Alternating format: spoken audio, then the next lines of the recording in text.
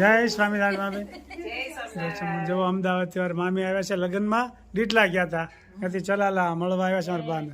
જય સ્વામિનારાયણ. હા, ગમે ત્યારે અમદાવાદ થી ગમે ત્યારે આવે બાને મળ્યા વગર નો હાલે હો.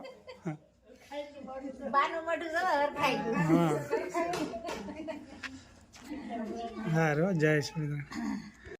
જય સ્વામિનારાયણ. આવજો મામી. જય સ્વામિનારાયણ. હું જાઉં છું, અમેરિકા જાઉં છું મારે. હે મામી આરે જાવશો એમ ને? હા તે જાવ મામીને મૂકવા જવા પડે ને. સારું. હા જય સ્વામિનારાયણ. જય સ્વામિનારાયણ.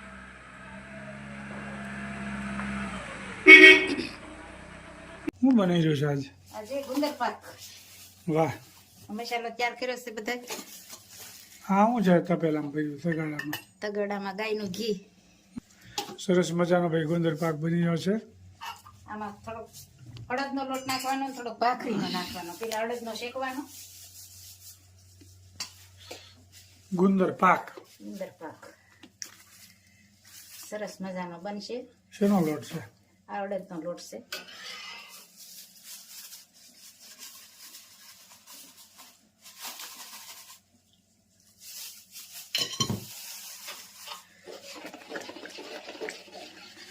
પછી આમાં ભાખરીનો હતન ઉમેરશું.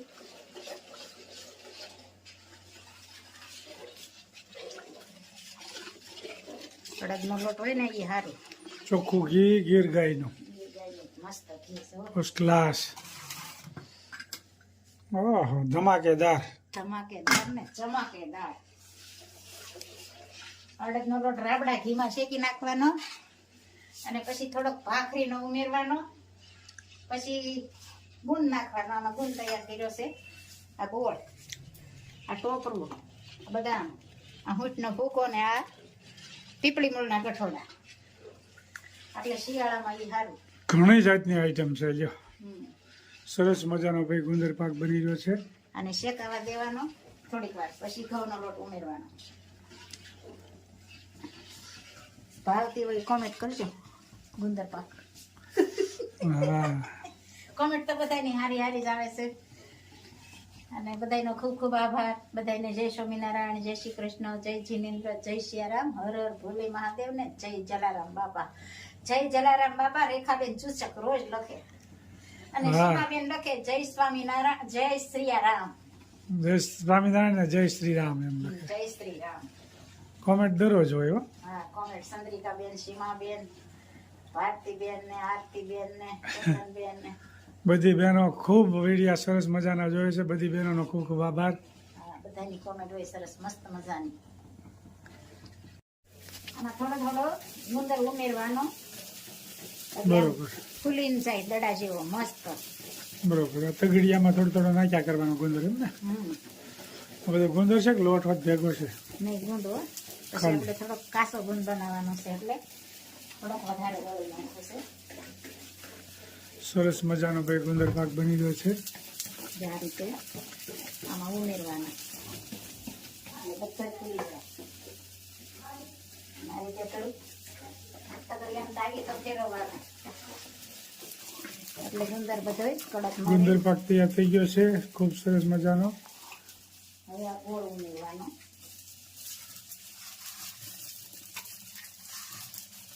ગળી ભાવતો હોય એ પ્રમાણે.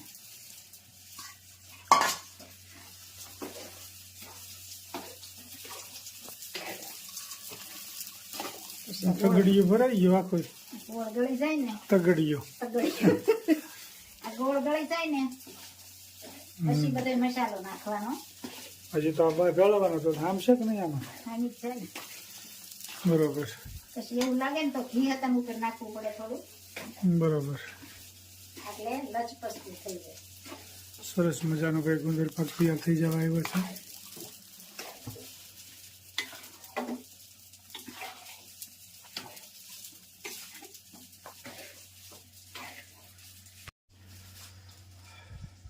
થોડુંક ઘી ઉમેરવાનું એટલે પછી આપણે નાખવું હોય ને ટોપરાનો ભૂકો મસાલો આવશે.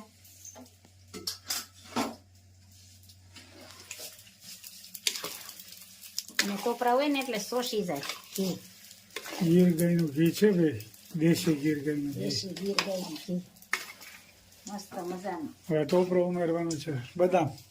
બદામ ટોપરું અને હોંઠનો ભૂકો. બરોબર. ઘણી વસ્તુ નાખવી નહીં. તો ઈ ગુંદર પર ખારો બને ને, મોઢા મૂકો ને ચા પીગળી જાય એવો બને. જો આ પીપળી મૂળના કઠોડા, એવું પીપળ. પીપળી મૂળના કઠોડા ઠીક. અને આ બદામ અને આ ટોપરું મિક્સ કરવાનું.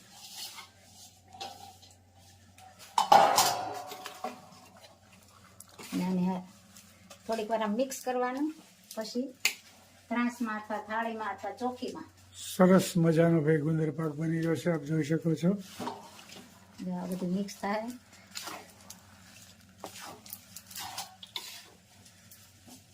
આ રીતે મિક્સ કરવાનું, ચીટાળી દેવાનું.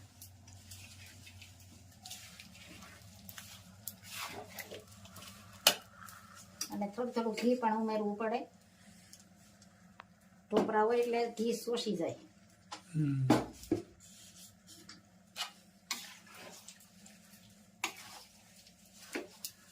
ઘી થોડુંક વધારે હોય ને તો આમ તાઈ ફેરવામાં લાગ આવે, નકર નીકળે ને આમ તાઈ થ.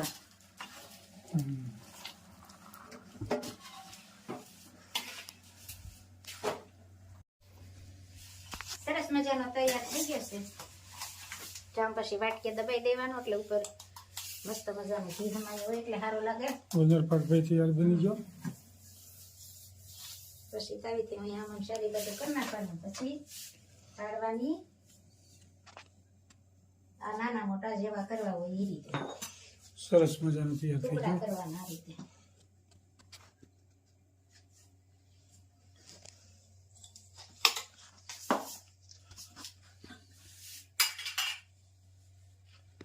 વાહ, ખૂબ સરસ મજાનો ગુંદર પાક તૈયાર થઈ ગયો છે. ભાવતી હોય કોમેન્ટ કરજો. સરસ. આ તો બધાને ભાવે છે.